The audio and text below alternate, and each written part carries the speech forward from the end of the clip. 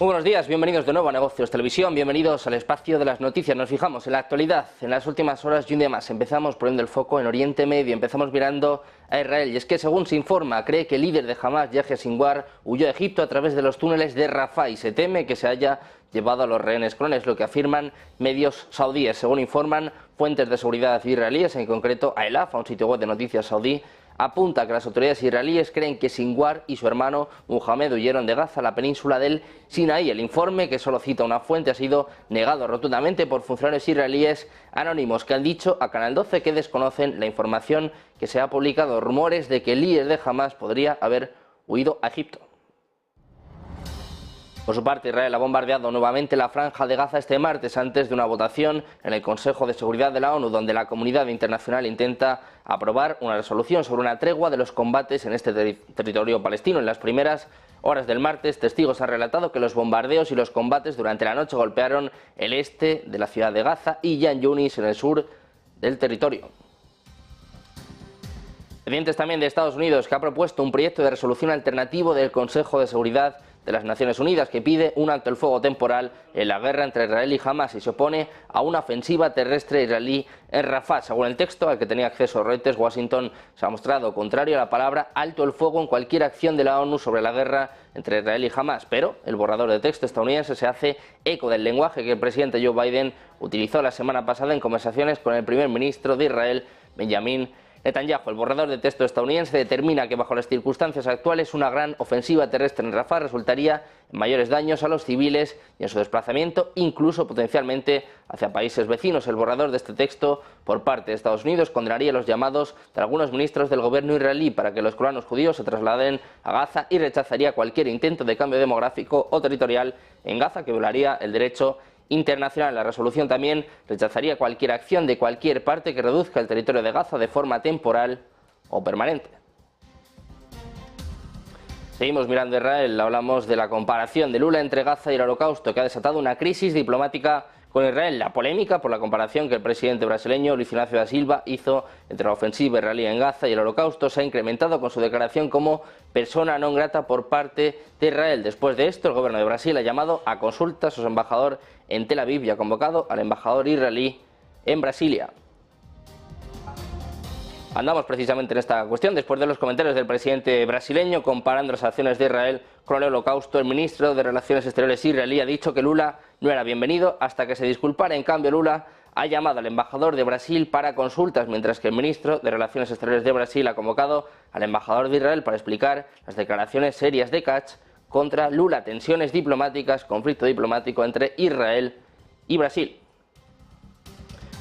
Miramos ahora a Irán. El jefe de la OIEA, Rafael Grossi, ha señalado que Irán continúa enriqueciendo uranio mucho más allá de las necesidades para uso nuclear comercial, a pesar de la presión de la ONU para detenerlo. Declaraciones que ha ofrecido a Reuters en las últimas horas, al tiempo que ha señalado que quería visitar Teherán el próximo mes por primera vez en un año para poner fin a la distancia. Tras informar a los ministros de Exteriores de la Unión Europea sobre este tema, el jefe del organismo de vigilancia nuclear de la ONU dijo que si bien el ritmo de enriquecimiento de uranio se había desacelerado ligeramente desde finales del año pasado, Irán todavía estaba enriqueciendo a un ritmo elevado de cerca de 7 kilogramos de uranio por mes, hasta un 60% de pureza. El enriquecimiento al 60% acerca el uranio al grado de armamento y no es necesario para uso comercial en la producción de energía nuclear. Irán niega que esté buscando armas nucleares, pero ningún otro estado se ha enriquecido a ese nivel sin producirlas. Según un distinto acuerdo de 2015 con las potencias mundiales, Irán puede enriquecer uranio solo al 3,67%. Miramos ahora a China, que tomará medidas para proteger a sus empresas, y Estados Unidos impone sanciones debido a la cooperación con Rusia. Es lo que ha dicho el Ministerio de Relaciones Exteriores chino. Recientemente apareció información de que Estados Unidos está considerando posibles sanciones contra empresas chinas sospechosas de supuestamente ayudar a Rusia en el conflicto en Ucrania. Bruselas también está considerando la posibilidad de imponer restricciones a varias empresas chinas. Hablando de China, nos fijamos ahora en Taiwán. El Ministerio de Defensa taiwanés ha informado de que 11 aviones de la Fuerza Aérea China cruzaron la línea media del estrecho de Taiwán en las últimas 24 horas. La Guardia Costera de China abordó un barco turístico taiwanés en territorio en disputa entre ambos países. Hay declaraciones de funcionarios de Taiwán que dicen que creen que han dañado los sentimientos de su gente y que han provocado el pánico entre su gente. Eso dice, tampoco estaba en consonancia con los intereses de la gente al otro lado del estrecho. Barcos como estos no son ilegales en absoluto. Taiwán entra en pánico por una nueva agresión china.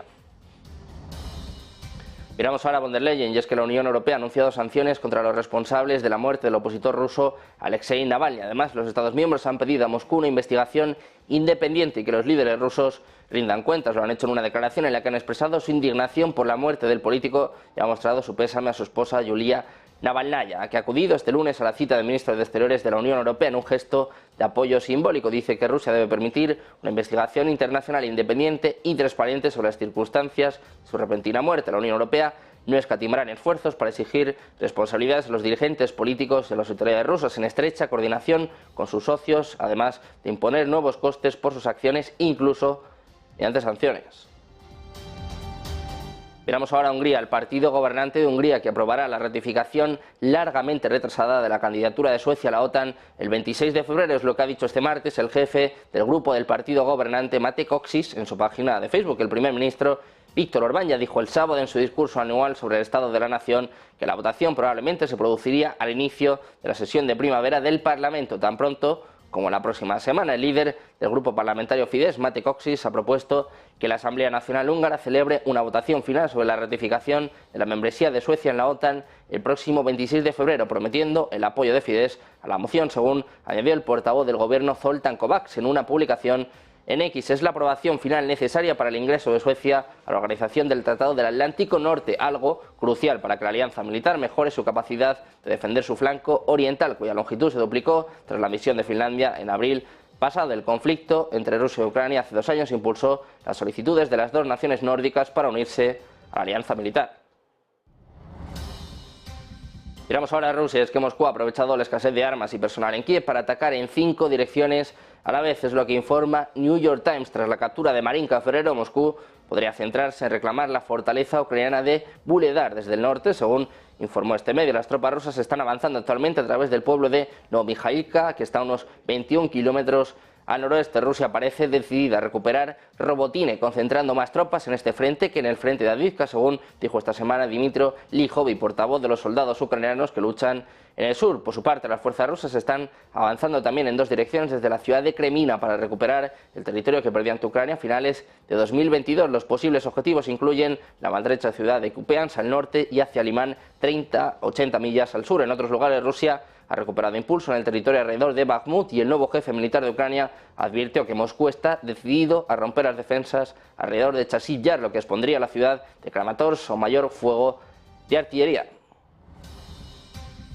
Seguimos mirando a Rusia y nos centramos ahora en Avdiivka, donde se descubrieron varios depósitos de armas, incluidas granadas de gas de países de la OTAN. Es lo que ha dicho el asesor del jefe de la República Popular de Donetsk, Igor Kimakovsky. Dice que el examen de Avdiivka reveló nuevos focos de concentración de munición de las Fuerzas Armadas de Ucrania. Durante las últimas 24 horas almacenaron varios escondites en los que aparentemente las armas fueron suministradas por los países de la OTAN. Entre ellas se encontraban granadas de gas que el enemigo utilizó activamente contra sus combatientes, es lo que afirmaba el propio Kimakovsky en un descubrimiento por parte de Rusia de posibles depósitos de armas de la OTAN en Avdiivka.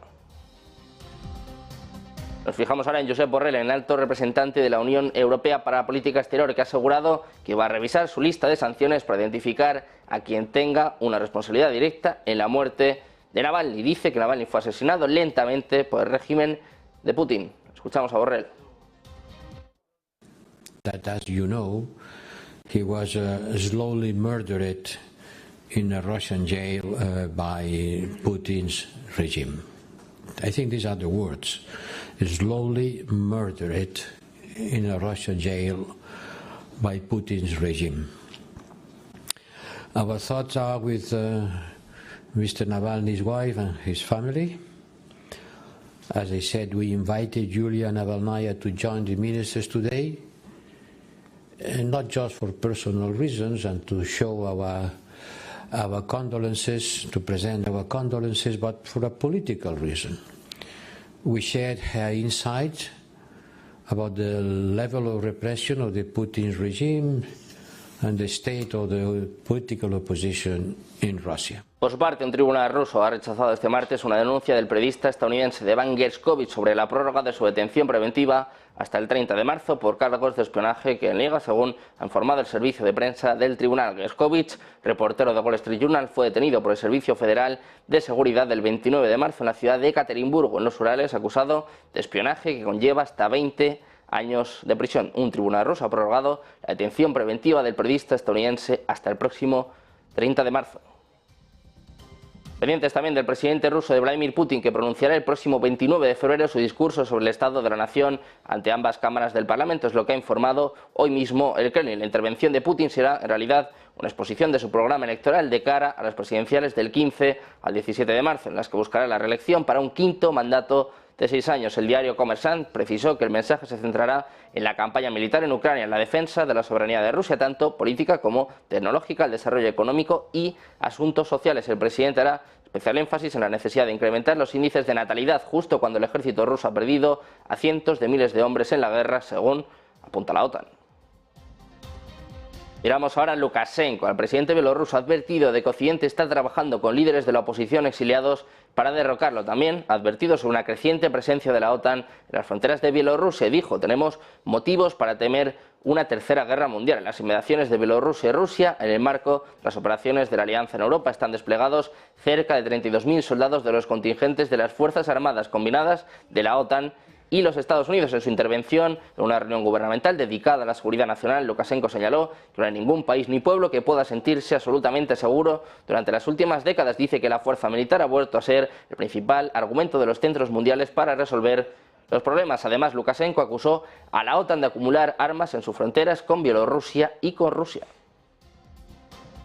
Miramos ahora a Ucrania. El primer ministro ucraniano alerta sobre los peligros de una expansión del conflicto. Denis Shmyhal ha alertado este martes en Tokio sobre los peligros de una posible expansión del conflicto para la seguridad global y añadió que Ucrania debe ganar. Dice: no solo luchamos por nuestros hogares y familias, sino que luchamos por la democracia. Se trata de una guerra por nuestra existencia, donde debe prevalecer la democracia frente a la autocracia. Es lo que dijo Shmyhal durante una rueda de prensa en el Club de Corresponsales Extranjeros de Japón. Para el mandatario ucraniano, el resultado de esta guerra supondrá una lección para países agresores que comiencen ataques no provocados, ya que estos, dice, aprenderán que no pueden obtener resultados de esta forma.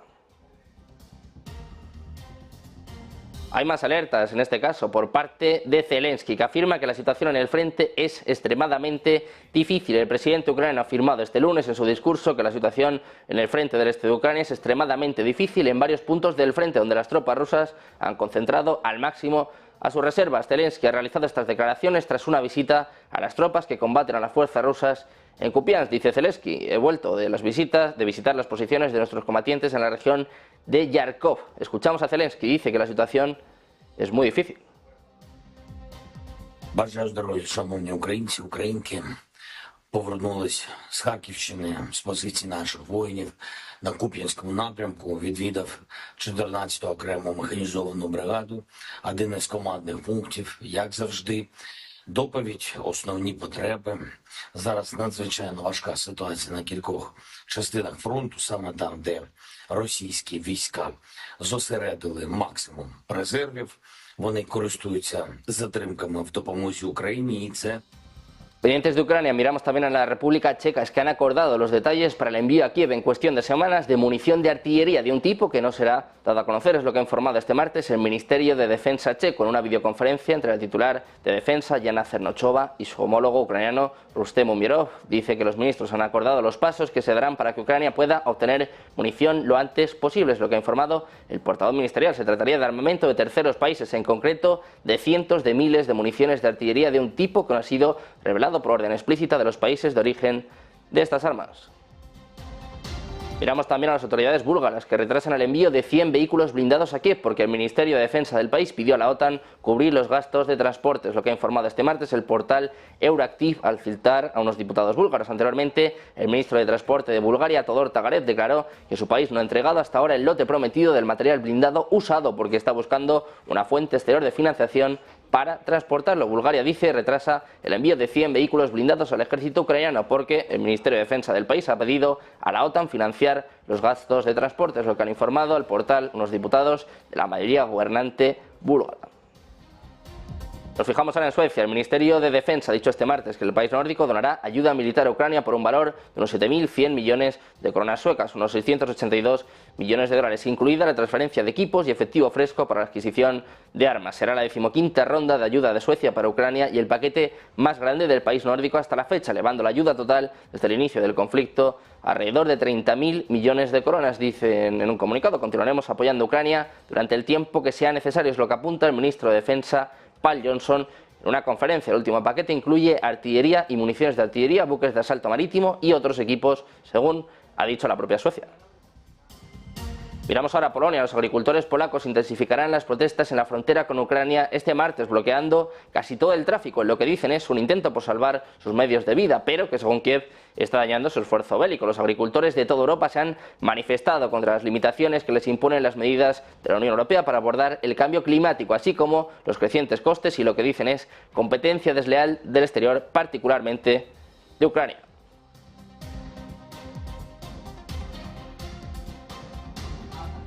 Pendientes de más noticias, de más últimas horas, enseguida le contamos la sorpresa por parte de Maduro. Parece cada vez más cerca de entrar en los BRICS. Una pausa, 2 minutos y se lo contamos.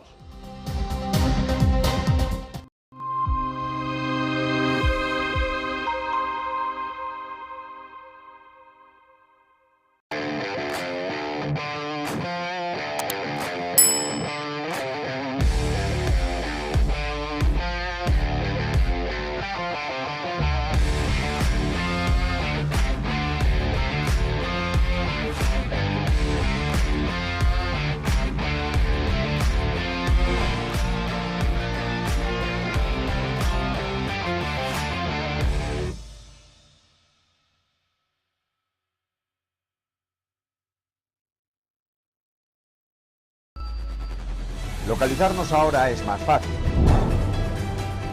La economía a tu alcance. Empresas, inversiones, tecnología. Ya en la app de Movistar. Vive la economía. Negocios Televisión. Hola, ¿qué tal? Muy buenas. Si estás viendo esta cadena es que te gusta estar bien informado y te gustan mucho los mercados financieros. Y lo más importante de todo, te gusta sacarle dinero al mercado.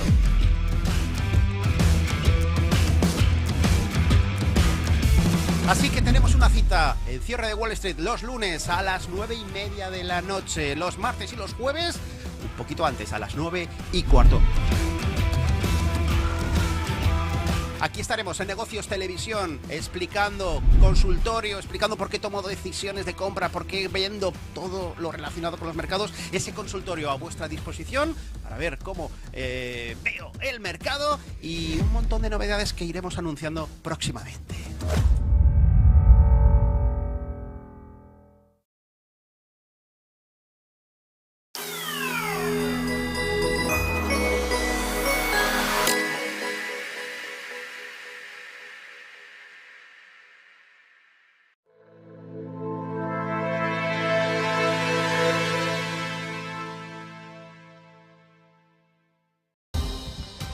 Ya estamos de vuelta en Negocios Televisión, seguimos pendientes de la actualidad y nos fijamos ahora en Australia, que planea ampliar su marina a la flota más grande desde la Segunda Guerra Mundial. Ha establecido planes para aumentar su flota naval hasta alcanzar su mayor tamaño desde la Segunda Guerra Mundial, con una inversión adicional de 11.100 millones de dólares australianos, unos 7.200 millones de dólares para adaptarse al desarrollo militar de China en el Pacífico. El plan, diseñado para mejorar el tamaño y la letalidad de la Marina Real Australiana, comprenderá 26 barcos, incluidas 11 nuevas fragatas y 6 grandes buques con capacidad de misiles de largo alcance. El número de fragatas clase Hunter encargadas se reducirá de 9 a 6, lo que refleja un aumento en los costes del proyecto liderado por BAE Systems. Pero Canberra reafirmó su compromiso con la construcción naval en Australia del Sur y Australia Occidental como parte de esta revisión.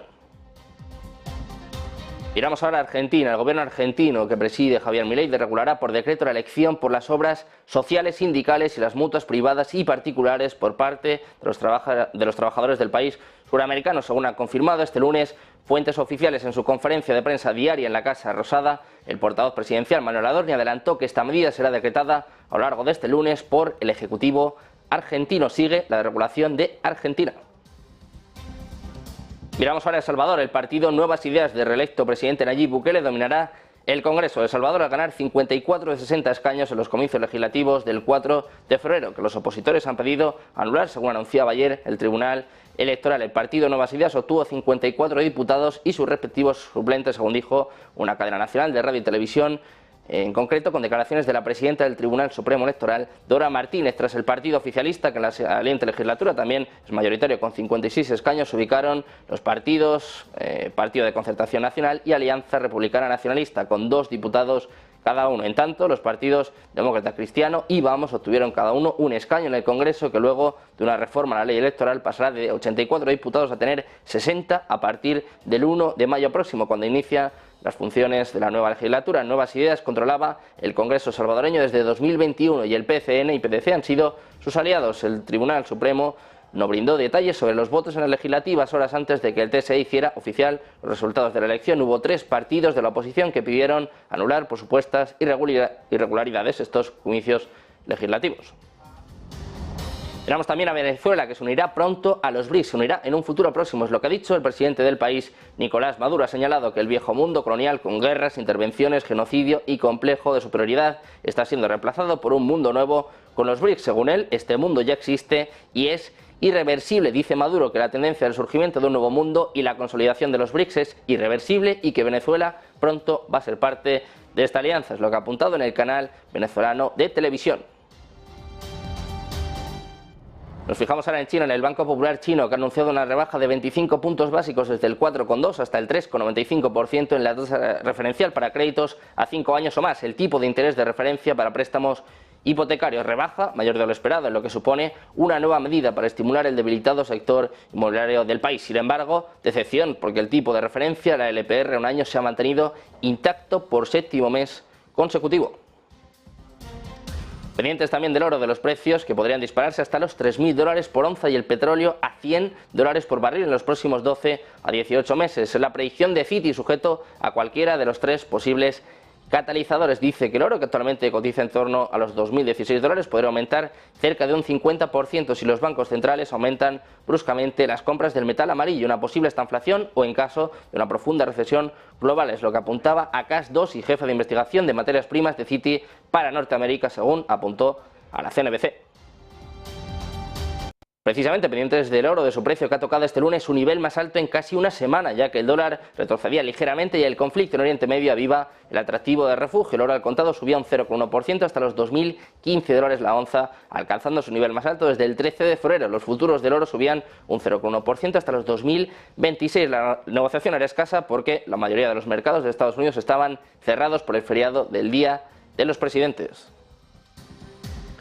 Miramos ahora al banco estadounidense Capital One. Ha anunciado la adquisición de Discover Financial Services en una operación valorada en unos $35.000 millones. Capital One pagará 1,0192 acciones propias por cada acción de Discover, según ha informado la entidad en un comunicado. Las acciones de Discover cerraron este viernes en $110,49, mientras que las de Capital One a casi 140, por lo que los accionistas del banco adquirido verán incrementar un 26,6% el valor de su cartera. Los actuales accionistas de Capital One controlarán cerca del 60% de la fusión, mientras que los de Discover un 40% aproximadamente. En 2023, Capital One fue el 12º banco de Estados Unidos en tamaño, con $471.000 millones en activos, mientras que Discover, con sede en Illinois, fue el número 33 con $143.000 millones en activo. Con la fusión, el banco será el 7º en tamaño del país. Miramos ahora a Bayer. El grupo químico y farmacéutico alemán planea recortar su dividendo para el año fiscal hasta los 0,11 euros, un 95,4% menos que el año previo, una medida que consideran necesaria tras revisar las prioridades de la compañía en cuanto a la asignación de capitales, con el objetivo de reducir su deuda. Según ha anunciado mediante nota de prensa, la propuesta del Consejo de Administración y de Supervisión se someterá a referendo por parte de los inversores en la Junta General de Accionistas del 26 de abril y persigue abonar el mínimo legalmente requerido durante los próximos 3 años. Nos fijamos en más empresas, miramos ahora a Microsoft, que invierte en España. Serán casi 2.000 millones de euros en 2 años, lo que supone cuadruplicar la inversión prevista para España hasta máximos históricos. El objetivo es dar soporte al crecimiento de la inteligencia artificial y abrir centros de datos en Madrid y Aragón. Además, se ha firmado un convenio de colaboración con el Centro Criptológico del CNI y el Instituto Nacional de Ciberseguridad para mejorar la seguridad informática de la Administración. Pendientes de más noticias, de más actualidad, de más últimas horas también, de traerles el mejor análisis. Una pausa, unos minutos y enseguida comienza Ponte en Acción de la mano de Eva Villanueva.